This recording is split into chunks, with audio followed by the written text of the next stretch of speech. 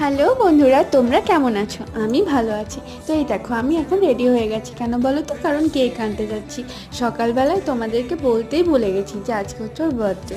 ওই জন্য আমি ওকে পায়েস করে দিয়েছিলাম। তো এই দেখো, আমি কিন্তু বেশি কিছু সাজাতে পারিনি, কারণ বুঝতেই পারছো একটা বাচ্চাকে নিয়ে সব দিক সামলানো হয়ে ওঠে না। তো আমি কেকটা রেডি করে দিয়েছি।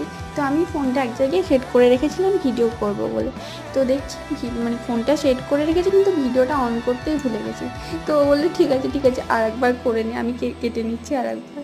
তো চলো, এখনও আমাকে কেকটা খাইয়ে দেবে, তো আমিও ওকে একটু খাইয়ে দেবো। তো ও তো বলছিলো কেক কাটতেই হবে না। বললাম না না, বছরে কিন্তু বার্থডে একবারই আসে, আর যে মানুষটা ফ্যামিলির জন্য এত কিছু করে, তার কিন্তু এই একটা দিন অন্ততপক্ষে একটু স্পেশাল ফিল করানো আমাদেরও কর্তব্য, তাই না?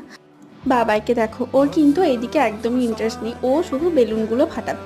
তো চলো, আমার ভিডিও যদি তোমাদের ভালো লেগে থাকে তাহলে প্লিজ সাবস্ক্রাইব করে দিও।